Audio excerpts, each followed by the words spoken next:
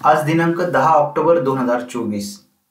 अंशतः अनुदानित शिक्षकांच्या आयुष्यातील एक महत्त्वाचा दिवस 10 ऑक्टोबर 2024. टप्पावाढीचा निर्णय आज महायुती सरकारने घेतलेला आहे. परंतु हा निर्णय होत असताना आतापर्यंत असंख्य बलिदान देखील शिक्षकांना द्यावी लागलेले आहे, असंख्य आंदोलनं करावी लागलेली आहे. या सर्वांचा जो प्रवास आहे तो आता आपण थोडक्यात बघणार आहोत. या आधी देखील असंख्य आंदोलनं झालेली आहे, असंख्य शिक्षकांचा यामध्ये दुर्दैवी मृत्यू देखील झालेला आहे. या सर्वांची आज आठवण अंशतः अनुदानित शिक्षकांनी आझाद मैदान मुंबई या ठिकाणी घेतली. काही शिक्षक रिटायर झालेले आहे, काही शिक्षक रिटायरमेंटच्या उंबरठ्यावरती आहे. असंख्य आंदोलनं हे शाळा स्तरावरती, कॉलेज स्तरावरती, तालुका स्तरावरती, जिल्हा स्तरावरती, शिक्षणाधिकारी कार्यालय, जिल्हाधिकारी कार्यालय, शिक्षण उपसंचालक कार्यालय, आयुक्त कार्यालय, मंत्रालय, तसेच आझाद मैदान मुंबई व इतर सर्व ठिकाणी शिक्षकांकडून असंख्य असे आंदोलन करण्यात आलेले आहे. आणि आज जो निर्णय झालेला आहे या निर्णयामध्ये असंख्य अशा लढवय्या शिक्षकांचे हे त्यामध्ये हात आहे. नुकतंच काही महिन्यांपूर्वी साईबाबा चरणी म्हणजेच पाथरी या ठिकाणी शिक्षकांकडून आमरण उपोषण पुकारण्यात आलेलं होतं. या आमरण उपोषणाची धग एवढी वाढली की त्या ठिकाणी असंख्य शिक्षक जमा व्हायला लागले. पर्यायाने त्या ठिकाणी जे असलेले आमदार महोदय आहे, त्या पक्षाचे जे कार्यकर्ते आहेत, यांनी थेट मंत्रालयात शालेय शिक्षण मंत्री, मुख्यमंत्री यांच्याकडे संपर्क केलेला होता. आणि त्यानंतर काही घडामोडी ज्या आहेत त्या घडल्या. टप्पावाढ देण्यासंदर्भात सांगण्यात आलं, तारीख देण्यात आली, येणाऱ्या कॅबिनेटमध्ये हा निर्णय होईल असं सांगण्यात आलं. आणि आपण आंदोलन मागे घ्या असं सांगण्यात आल्यानंतर आंदोलन मागे घेण्यात आलेलं होतं. शालेय शिक्षण मंत्र्यांचा, मुख्यमंत्र्यांचा मान राखत त्या ठिकाणी आणि दोन्ही उपमुख्यमंत्र्यांचा मान राखत त्या ठिकाणी आंदोलन मागे घेण्यात आलेलं होतं. त्यानंतर पाठपुरावा हा सुरू झालेला होता मंत्रालय स्तरावरती. यामध्ये या आंदोलनामध्ये एक सर्वात महत्वाची जी बाब म्हणावी लागणार आहे की जी सर्वच शिक्षकांनी, शिक्षक समन्वयकांनी आज कबूल केलेली आहे की ज्या शिक्षण सचिव आहे कुंदन मॅडम यांच्याकडून शिक्षकांकरिता खूप म्हणजे अशा शिक्षण सचिव होणे नाही असं देखील त्या ठिकाणी सांगण्यात आलेलं आहे. आतापर्यंत असंख्य शिक्षण सचिव येऊन गेलेले आहे, मात्र अशा शिक्षण सचिव होणे नाही. त्यांनी थेट सांगितलेलं आहे की या शिक्षकांना आतापर्यंत 100% अनुदान हे मिळायला पाहिजे होतं. आतापर्यंत या शिक्षकांना हे अनुदान का मिळालेलं नाही, त्यांनी हिंदी भाषेमध्ये त्यांनी हे सर्व सांगितलेलं होतं. आणि या शिक्षकांकरिता मी 100% अनुदान हे मिळवून देणार अशी देखील एक भीष्म प्रतिज्ञा देखील कुंदन मॅडम यांनी घेतलेली होती. अनेक तारखावर तारखा पडत होत्या आणि त्यावेळेस सुद्धा कुंदन मॅडम यांनी स्वतः काही ठिकाणी फाईल टेबल टू टेबल, पहिल्या सर्व जे काही मजले आहे मंत्रालयामधील महत्वाचे ज्या ठिकाणी हे काम सुरू असतं तर त्या ठिकाणी स्वतः धावपळ करून या शिक्षकांना न्याय मिळवून देण्याकरिता स्वतः प्रयत्न करणाऱ्या ज्या कुंदन मॅडम आहे त्यांचं आज आझाद मैदान मुंबई या ठिकाणी खूप असं एक वेगळ्या शब्दामध्ये की आतापर्यंत असं कोणीही या शिक्षकांकरिता धावपळ स्वतः प्रयत्न केलेले नव्हते. आणि निश्चितच खूप अशा सदिच्छा कुंदन मॅडमला या सर्व शिक्षकांकडून दिल्या. खूप दुवा शिक्षकांकडून कुंदन मॅडम करिता देण्यात आलेले आहे, कारण असे अधिकारी वर्ग हे शिक्षकांनी आतापर्यंत कधीही बघितलेले नव्हते. आणि निश्चितच कुंदन मॅडम यांच्या या निश्चितच शिक्षकांना यापुढे देखील न्याय देण्यामध्ये अत्यंत खूप मोठ्या मदत करतील अशी देखील एक भावना शिक्षकांमध्ये आहे. खूप साऱ्या शुभेच्छा कुंदन मॅडम यांना शिक्षकांकडून आझाद मैदान मुंबई या ठिकाणावरून देण्यात आलेल्या आहे. महाराष्ट्रातील जवळपास 60,000 शिक्षकांकडून कुंदन मॅडम यांना या शुभेच्छा देण्यात आल्या. पाठपुरावा सुरू होता, आंदोलन झालेलं होतं, पाठपुरावा सुरू झालेला होता. शिक्षक आमदार यांच्याकडून मंत्रालय स्तरावरती पाठपुरावा सुरू होता. मंत्रालयातील विविध जे अधिकारी आहे यांच्याकडे गाठीभेटी सातत्याने सुरू होत्या. सर्व जे शिक्षक आमदार आहे यांच्याकडून देखील मंत्रालय स्तरावरती शिक्षक समन्वय संघातील समन्वयक या सर्वांकडूनच या पाठपुरावा सुरू होता. आज अनुदान मिळेल, पुढच्या आठवड्यामध्ये मिळेल असं सातत्याने सांगितलं जात होतं. त्याचसोबतच सर्व शिक्षक समन्वयक, वेगवेगळ्या शिक्षक संघटनेचे पदाधिकारी, सर्व अंशतः अनुदानित शिक्षक, त्रुटीमधील शिक्षक, त्याचसोबत ज्या त्रुटीमधील आणि ज्यांना अजूनही अनुदान मिळालेले नाही, असं सर्व जे शिक्षक आहेत ते सातत्याने पाठपुरावा मंत्रालय स्तरावरती करत होते. मात्र तारीख पे तारीख हा खेळ सुरू झालेला होता. शिक्षकांना सांगितलं जायचं की पुढच्या आठवड्यामध्ये 100% हा निर्णय होईल. शिक्षक बिचारे आपले या सर्व ठिकाणी आपल्या वरिष्ठांनी सांगितल्याच्या शब्दावरती विश्वास ठेवत पुन्हा पुढच्या आठवड्याची वाट पाहत राहायची. पुन्हा मंत्रालय स्तरावरती पाठपुरावा व्हायचा, शिक्षक आमदारांकडून पाठपुरावा व्हायचा आणि हा पाठपुरावा सुरूच राहायचा आणि तारीख पे तारीख ही पडत राहिली. वेगवेगळ्या मंत्रिमंडळाच्या बैठका झाल्या, परंतु निर्णय हा होत नव्हता. निर्णय होईल या आशेवरती सर्व शिक्षक होते, परंतु शिक्षकांना यामध्ये काय अडथळा आहे हा त्या ठिकाणी स्पष्ट झालेला नव्हता. शिक्षक प्रयत्न करत सुरूच होते. मग त्यानंतर शेवटी शिक्षकांनी जिल्हा स्तरावरती आंदोलन सुरू केलेले होते. जिल्हा स्तर असेल या ठिकाणी शिक्षकांकडून शाळा संपल्यानंतर धरणे आंदोलन सुरू केलेले होते. संपूर्ण महाराष्ट्रातील सर्व जिल्ह्यातील शिक्षकांनी हे धरणे आंदोलन शिक्षक समन्वय संघाच्या नेतृत्वाखाली पार पाडलेले आहे. महाराष्ट्रातील सर्व जिल्ह्यातील शिक्षकांनी त्या जिल्ह्यामध्ये शिक्षकांनी जिल्हा स्तरावरती शाळा सुटल्यानंतर आंदोलन केली. याची देखील झग जी आहे ती मंत्रालय स्तरावरती पोहोचलेली होती. ही सर्व माहिती मंत्रालय स्तरावरती जात होती की आंदोलन सुरू झालेले आहे. त्यानंतर तरी देखील मंत्रिमंडळाच्या बैठकीमध्ये निर्णय होईल अशा देखील काही तारखा गेल्या. मंत्रिमंडळाच्या बैठकीमध्ये निर्णय झाला नाही. शेवटी शिक्षक समन्वय संघाने जो मार्ग तयार केलेला होता की जिल्हा स्तरावरती आम्ही धरणे आंदोलन देऊ, त्यानंतर जर निर्णय झाला नाही तर मात्र आम्ही आझाद मैदान मुंबई या ठिकाणी आंदोलन पुकारणार आहोत. म्हणजे पाथरी या ठिकाणी जे आंदोलन सुरू झालेलं होतं त्यानंतर जिल्हा स्तरावरती आंदोलन झालं आणि शेवटी आझाद मैदान मुंबई या ठिकाणी निवेदन जे आहे ते शिक्षक समन्वय संघाला देण्याची गरज पडली आणि ती शिक्षक समन्वय संघाला समजलेलं होतं की आता आपल्याला जिल्हा स्तरावरती आंदोलन करून काही उपयोग नाही. कारण जे पाथरी या ठिकाणी उपोषण सुरू झालेलं होतं त्या ठिकाणी देखील आश्वासन दिलं. त्यानंतर जिल्हा स्तरावरती शिक्षकांनी शाळा सुटल्यानंतर धरणे आंदोलन धरलेलं होतं. त्या ठिकाणी देखील जो निर्णय होणं अपेक्षित होतं ते देखील झालेलं नव्हतं. त्यानंतर आझाद मैदानाशिवाय आता पर्याय नाही हे जेव्हा शिक्षक समन्वय संघांनी सर्व शिक्षकांच्या चर्चेअंती ही सुरुवात केली आणि आझाद मैदान मुंबई या ठिकाणी निवेदन दिले. त्याचसोबत एकीकडे आझाद मैदान मुंबई या ठिकाणी आंदोलन सुरू होतं तर कोल्हापूर या ठिकाणी देखील शिक्षण उपसंचालक कार्यालय या ठिकाणी आंदोलन सुरू होते. प्रत्येक दिवशी वेगवेगळे आंदोलन शिक्षण उपसंचालक कार्यालय कोल्हापूर या ठिकाणी आपल्याला महाराष्ट्रभर शिक्षकांकडून जे अंशतः अनुदानित शिक्षक आहे यांच्याकडून प्रत्येक दिवशी वेगवेगळे आंदोलन करण्यात आलेले होते.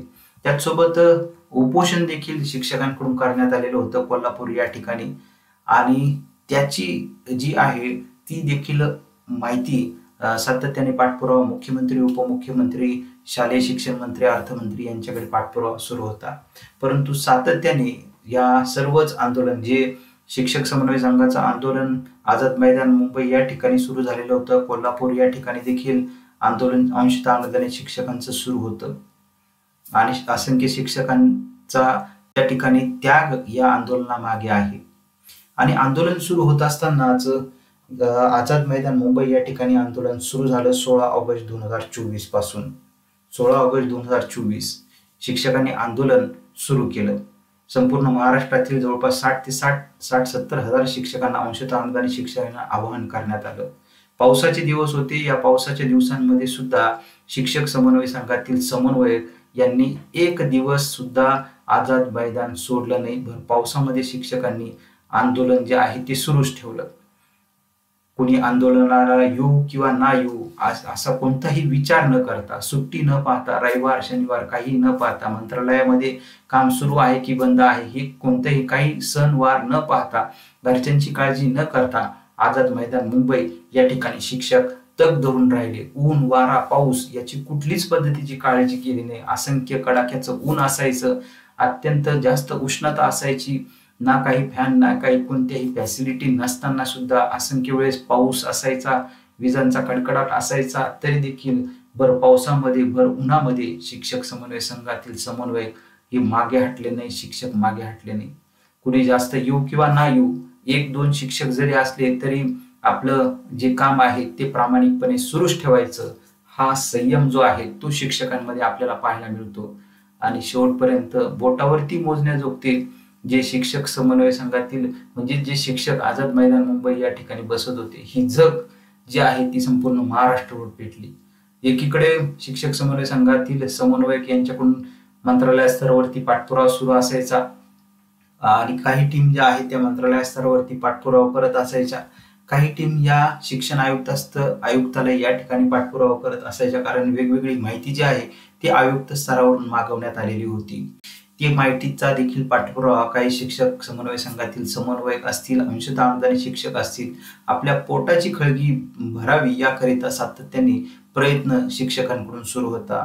जे शिक्षक आज रिटायरमेंटच्या उंबरठ्यावरती आलेले आहे, या शिक्षकांना शिक्षणाचं ज्ञानदानाचं पवित्र काम करायचं सोडून ही जी काही विना अनुदानितचं धोरण ज्या सरकारने 2000 साली लागू केलेलं होतं, त्यामुळे कित्येक बळी शिक्षक गेलेले आहे, कित्येक शिक्षकांचा बळी गेला आणि काही शिक्षकांनी आत्महत्या केल्या, काही वेगवेगळे आजारांनी त्रस्त झालेले आहे. काही शिक्षकांना अजूनही अनुदान मिळालेलं नाहीये कुटुंब चालवण्याकरिता जो पगार, कारण तेवढंच काम समान काम करणारे शिक्षक आहेत त्यांना वेगळा पगार आणि तेवढंच काम करणाऱ्या शिक्षकांना तुटपुंजा पगार, समान काम समान वेतन या धोरणाप्रमाणे या शिक्षकांना 100% अनुदान मिळणं गरजेचं होतं. शिक्षक आता रिटायरमेंटच्या उंबरठ्यावरती आलेले आहेत, तरी देखील शिक्षकांना अनुदान हे शासनाकडून मिळत नव्हतं. परंतु महायुती सरकारकडून कुठेतरी एक आशेचा किरण हा पाहायला शिक्षकांना मिळत होता, कारण याआधी शालेय शिक्षण मंत्री दीपकजी केसरकर, मुख्यमंत्री एकनाथजी शिंदे, उपमुख्यमंत्री देवेंद्रजी फडणवीस यांच्याकडून एक अनुदानाचा टप्पा या शिक्षकांना मिळालेला होता आणि त्यामुळे कुठेतरी एक शिक्षकांना वाटत होतं की हे सरकार आपल्याला देऊ शकतं. आता त्यामध्ये सातत्याने पाठपुरावा करून देखील मंत्रालय स्तरावरती पुन्हा पुढची बैठक, पुन्हा पुढची जी मंत्रिमंडळ बैठक आहे त्यामध्ये निर्णय होईल, 10 दिवसांनी निर्णय होईल, 15 दिवसांनी निर्णय होईल, मात्र निर्णय होत नव्हता. शेवटी पुन्हा आझाद मैदान मुंबई या ठिकाणावरून पुन्हा आवाहन करण्यात आलेलं होतं. एक दिवसीय शाळा बंद असेल किंवा तीव्र निषेध जो आहे तो संपूर्ण महाराष्ट्रातील या अंशतः अनुदानित शाळेतील प्रत्येक शिक्षकांनी हा निषेध नोंदवला.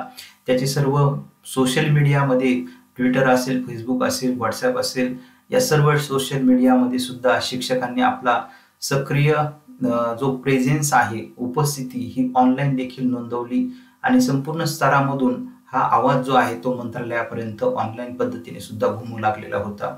सर्व शिक्षकांकडून निषेध नोंदवण्यात आलेलं होतं. शाळा जी आहे ती 1 दिवस बंद ठेवून शिक्षक आझाद मैदान मुंबई या ठिकाणी जाणार होते आणि तो 1 दिवसीय बंद जो ठेवणार होते त्याचं कामकाज जे आहे ते शिक्षक 1 दिवस एक्स्ट्रा काम करून जे काम एक्स्ट्रा काम करून तो दिवस भरून काढणार होते.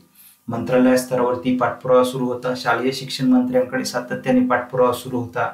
मात्र एक अचानक बाब जी आहे ती समोर आलेली होती. महाराष्ट्राचे शालेय शिक्षण मंत्री दीपकजी केसरकर यांचा एक असे शालेय शिक्षण मंत्री कधीही होणे नाही, हा शिक्षक समन्वय संघातील सर्व समन्वयकांना, महाराष्ट्रातील जवळपास 60 ते 70 हजार शिक्षकांना असा शालेय शिक्षण मंत्री कधीही पाहायला मिळालेला नाही. असे शालेय शिक्षण मंत्री दीपकजी केसरकर हे त्यांना एका देवाच्याच रूपातून, एका दीपकच्या रूपातून एक आशेचा किरण शिक्षकांना पाहायला मिळाला. शिक्षकांना प्रचलित नुसार टप्पावाढ देण्याकरिता शालेय शिक्षण मंत्र्यांचे सातत्याने प्रयत्न सुरू होते. या शिक्षकांकडे जी गुणवत्ता आहे, कारण जी आता शाळा मुख्यमंत्री माझी शाळा सुंदर शाळा या अभियानांतर्गत जी पहिली शाळा आलेली आहे ती अंशतः अनुदानित शाळा आहे. शिक्षकांकडे गुणवत्ता आहे. शिक्षकांना ज्ञानदानाचं पवित्र काम करू द्या. शिक्षकांना विद्यार्थ्यांची गुणवत्ता वाढीसाठी प्रयत्न करू द्या. शिक्षकांना आंदोलन करण्यासाठी भाग पाडू नका. या शिक्षकांचे प्रश्न सुटू द्यात. यामुळं आपल्या महाराष्ट्रातील शिक्षणाची गुणवत्ता वाढेल आणि पर्यायाने आपला जो महाराष्ट्रातील जो क्रमांक आहे तो वरती येईल. पहिल्या क्रमांकावरती महाराष्ट्राला शिक्षणामध्ये घेऊन जायचा आहे, असा एक खूप मोठा व्यापक विचार शालेय शिक्षण मंत्री दीपकजी केसरकर यांनी केलेला आहे. आणि त्या दृष्टीने त्यांनी प्रयत्न केलेले होते. प्रचलितनुसार त्यांनी फाईल तयार केलेली होती. मात्र त्यांचे जे प्रयत्न आहे ते प्रयत्न आणि स्वतः शालेय शिक्षण मंत्री दीपकजी केसरकर यांनी मंत्रिमंडळ बैठकीमध्ये महाराष्ट्राचे मुख्यमंत्री, दोन्ही उपमुख्यमंत्री यांच्याकडून शिक्षण मंत्र्यांना देखील सांगण्यात आलेलं होतं की हे जे आंदोलन सुरू आहे आपण अधिवेशनामध्ये घोषणा करा, या शिक्षकांचा प्रश्न आपण मार्गी लावा. त्यानुसार महाराष्ट्राचे शालेय शिक्षण मंत्री दीपकजी केसरकर यांनी अधिवेशनामध्ये घोषणा केलेली होती की या शाळांना आम्ही अनुदानाचा टप्पा देणार आहोत, प्रचलितनुसार हा अनुदानाचा टप्पा देणार आहोत. या संदर्भात टप्पावाढ देण्यासंदर्भात माहिती शालेय शिक्षण मंत्र्यांनी ही सभागृहामध्ये सांगितलेली होती अधिवेशनामध्ये. मात्र शालेय शिक्षण मंत्र्यांचा देखील कुठेतरी हात बळकट करण्याकरिता, कारण वेगवेगळे अडथळे शालेय शिक्षण मंत्र्यांना जेव्हा सामोरे जात होते तर हे अडथळे दूर करण्याकरिता, हे अडथळे जेव्हा शिक्षकांना समजले की नेमकी काय अडथळे होत आहे, स्वतः शालेय शिक्षण मंत्री हे आझाद मैदान मुंबई या ठिकाणी आलेले होते. शिक्षकांकरिता रात्री 8 पासून ते शिक्षकांबरोबर होते. शिक्षकांना त्यांनी सांगितलं आपल्याला आम्ही अनुदानाचा टप्पा देणार आहोत, गरज पडली तर ते देखील आंदोलन करण्याच्या भूमिकेमध्ये होते. ही सर्व तळमळ शिक्षकांनी बघितली. त्यानंतर सर्व चक्र वेगाने फिरले आणि अनुदानाची फाईल ही त्या ठिकाणी संबंधित खात्याचे जे मंत्री आहेत त्यांच्याकडे दाखवण्यात आलेली होती. त्यांनी पुन्हा त्यामध्ये काही फेरबदल केलेले होते आणि फेरबदल करून पुन्हा फाईल ही मंत्रालय स्तरावरती सहीच्या स्वाक्षरीकरिता प्रलंबित होती. असंख्य वेळेस या ज्या फाईल आहे त्या प्रलंबित होत्या. मात्र ही सर्व जेव्हा बाब महाराष्ट्रातील सर्व शिक्षकांना समजली त्यानंतर सर्व शिक्षक व्याकुळ झाले, चिंतेत पडलेले होते. आणि मग जे बोटावरती मोजण्याजोगते जे शिक्षक होते आझाद मैदान मुंबई या ठिकाणी, तर त्या ठिकाणी शिक्षकांचे असंख्य शिक्षक जमा व्हायला सुरुवात झालेली होती. दिवस असो रात्र असो त्या ठिकाणी शाळा देखील बंद ठेवून आझाद मैदान मुंबई या ठिकाणी शिक्षक जमा व्हायला सुरुवात झाली आणि उच्चांकी अशी गर्दी शिक्षक समन्वय संघाची नेतृत्वात आझाद मैदान मुंबई या ठिकाणी दिवसेंदिवस एक उच्चांक गर्दीचा पाहायला मिळत होता. आणि ही सर्व बाब मंत्रालय स्तरावरती महाराष्ट्राचे मुख्यमंत्री, उपमुख्यमंत्री, शालेय शिक्षण मंत्री यांच्यापर्यंत पोहोचत होती. मुख्यमंत्री, उपमुख्यमंत्री, शालेय शिक्षण मंत्री ज्या जिल्ह्यात दौऱ्याला जात असायचे, ज्या तालुक्यात, त्या ठिकाणी शिक्षक समन्वय संघाकडून निवेदन त्यांना दिले जात असायची, विनंती केली जात असायची की आम्हाला अनुदानाचा टप्पा देण्यात यावा. अखेर या ठिकाणी पुन्हा शिक्षक आमदार जे आहेत ते देखील आंदोलनाला बसलेले होते. त्यांचा देखील शब्द हा पुढे जात नव्हता आणि त्यामुळे सर्व जे शिक्षक आमदार आहे ते आंदोलनाला बसले होते. माजी शिक्षक आमदार त्यामध्ये श्रीकांत देशपांडे, दत्तात्रय सावंत हे उपोषणाला बसलेले होते. गांधीजींचा जो पुतळा आहे मंत्रालयात त्या ठिकाणी तर ते आंदोलनाला बसलेले होते. त्यानंतर त्यांची तब्येत खालावलेली होती, शुगर कमी झालेली होती. त्यानंतर पोलिसांनी त्यांना ताब्यात घेऊन दवाखान्यात दाखल केलं तर त्या ठिकाणी ती शुगर खूप कमी झालेली होती. हे देखील निदर्शनास आलं आणि त्यानंतर पुढचा प्रवास देखील सुरू झालेला होता. त्याचसोबत एकीकडे शिक्षक आमदार यांच्या एक टीम जी आहे ती उपोषण करत होती, दुसरी एक टीम जी आहे ती मंत्रालय स्तरावरती सातत्याने पाठपुरावा करत होती मुख्यमंत्री, उपमुख्यमंत्री, शालेय शिक्षण मंत्री, दोन्ही उपमुख्यमंत्र्यांकडे. आणि त्यानंतर अखेर तो दिवस आला. 10 तारखेला मंत्रिमंडळाची बैठक ही होणार होती. मात्र याच दिवशी भारताकरिता, संपूर्ण जगाकरिता एक दुःखद घटना या दिवशी घडली. भारताचे रत्न रतनजी टाटा यांचं दुःखद निधन झालं. आणि दुःखद निधन झाल्यामुळं संपूर्ण भारतालाच काय तर संपूर्ण जगाला एक दुःखाचा हादरा, कारण गोरगरिबांकरिता प्रयत्न करणारे, गोरगरिबांना न्याय देणारे, गोरगरिबांच्या करिता सरळ हाताने मदत करणारे, कायम त्यांच्या पाठीवर हात ठेवणारे, सर्वांना अनाथांना मदत करणारे रतनजी टाटा, की ज्यांचा कोणत्याही शब्दामध्ये उल्लेख करता येणार नाही असं एक थोर रत्न भारताचं हे हरपलेलं होतं. आणि त्यानंतर मंत्रिमंडळाच्या बैठकीमध्ये एक आदरांजली, श्रद्धांजली त्या ठिकाणी वाहण्यात आली. श्रद्धांजली वाहिल्यानंतर मंत्रिमंडळाची बैठक सुरू झाली. मंत्रिमंडळाच्या बैठकीमध्ये आज असंख्य निर्णय, जवळपास 80च्या वरती, 80 ते 90 मध्ये जवळपास निर्णय आज घेण्यात आलेले होते. अत्यंत गतिशील सरकार, महाराष्ट्राचे मुख्यमंत्री, उपमुख्यमंत्री, दोन्ही उपमुख्यमंत्री, महाराष्ट्राचे मुख्यमंत्री एकनाथजी शिंदे, उपमुख्यमंत्री देवेंद्रजी फडणवीस, उपमुख्यमंत्री अजितदादा पवार आणि शालेय शिक्षण मंत्री दीपकजी केसरकर अत्यंत गतिशील दिवस रात्र एक करून महाराष्ट्राच्या जे प्रलंबित प्रश्न आहेत ते सोडवण्याकरिता अत्यंत गतिशील त्यांनी सांगितलेलं होतं. त्याच पद्धतीने शिक्षकांना देखील प्रचिती आलेली होती. मी देणार हा शब्द महाराष्ट्राच्या मुख्यमंत्री एकनाथजी शिंदे यांनी दिलेला होता. अनाथांचे नाथ एकनाथ हा जो त्यांचा विषयी बोललं जातं त्याची प्रचिती आज शिक्षकांना आलेली आहे. त्याचसोबत महाराष्ट्राचे उपमुख्यमंत्री देवेंद्रजी फडणवीस आणि उपमुख्यमंत्री अजितदादा पवार यांनी देखील शिक्षकांना न्याय देण्यामध्ये कोणतीच कसूर सोडलेली नव्हती. या सर्वांमुळेच हा शिक्षकांच्या आंदोलनाचा टप्पा आज दुसरा टप्पा महायुती सरकारकडून देण्यात आलेला होता. स्वतः उपमुख्यमंत्री देवेंद्रजी फडणवीस यांनी सांगितलेलं होतं, छातीला माती लावून हा प्रश्न आम्ही कायमचा सोडवणार आहोत. ही घोषणा महाराष्ट्राचे उपमुख्यमंत्री देवेंद्रजी फडणवीस यांनी सभागृहामध्ये केलेली होती.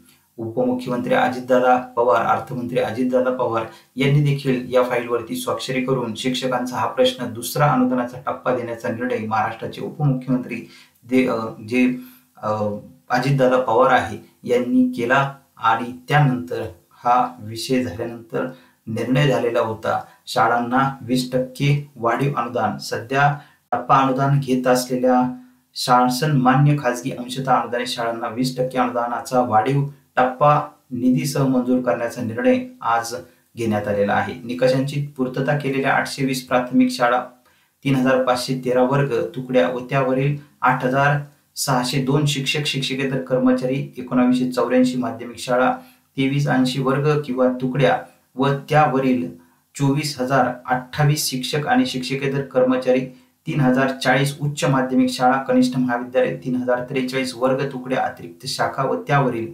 16932 शिक्षक आणि शिक्षकेतर कर्मचारी, एकूण 5844 शाळा, 8936 वर्ग तुकड्या अतिरिक्त शाखा व त्यावरील एकूण 49562 शिक्षक शिक्षकेतर कर्मचारी अनुदानाच्या विविध टप्प्यावर वेतन अनुदान घेत आहेत त्यांना 20% अनुदानाचा पुढील टप्पा अनुज्ञा करण्यात आला. हा निर्णय आज दिनांक 10 ऑक्टोबर 2024 रोजी महाराष्ट्राचे मुख्यमंत्री एकनाथजी शिंदे, उपमुख्यमंत्री देवेंद्रजी फडणवीस, त्यासोबत उपमुख्यमंत्री तथा अर्थमंत्री अजितदादा पवार, शालेय शिक्षण मंत्री दीपकजी केसरकर यांनी घेतला. त्याचसोबत जे महाराष्ट्राच्या शालेय शिक्षण विभागाच्या सचिव आहे कुंदन मॅडम यांनी देखील यामध्ये खूप असा एक मोठा प्रयत्न त्या ठिकाणी केलेला होता. सर्व फाईलचा पाठपुरावा केलेला होता. अर्थ विभागातील अधिकारी, शिक्षण विभागातील अधिकारी यांनी देखील यामध्ये खूप प्रयत्न केलेला होता शिक्षकांना टप्पावाढ देण्याकरिता. हा दुसरा टप्पावाढ महायुती सरकारकडून देण्यात आला. त्यानंतर शिक्षकांकडून शालेय शिक्षण मंत्री दीपकजी केसरकर तसेच इतर सर्व मंत्र्यांचे आभार जे आहेत ते मानण्यात आलेले होते. तसेच आझाद मैदान मुंबई या ठिकाणी देखील एक जल्लोष सुरू झालेला होता. सर्व शिक्षक आमदार त्या ठिकाणी एकवटलेले होते. जल्लोष त्या ठिकाणी करण्यात आलेला होता. संपूर्ण महाराष्ट्रभर, संपूर्ण प्रत्येक जिल्ह्यांमध्ये अंशतः अनुदानित शिक्षक ज्या ठिकाणी आहेत त्या ठिकाणी सर्व ठिकाणावरून अंशतः अनुदानित शिक्षकांकडून महाराष्ट्राचे मुख्यमंत्री एकनाथजी शिंदे, उपमुख्यमंत्री देवेंद्रजी फडणवीस, अर्थमंत्री तथा उपमुख्यमंत्री अजितदादा पवार, शालेय शिक्षण मंत्री दीपकजी केसरकर यांचे फ्लेक्स लावून आणि शुभेच्छांचे संदेशाचा महापूर हा ऑनलाईन आणि ऑफलाईन पद्धतीने आपल्याला संपूर्ण महाराष्ट्रभर पाहायला मिळाला.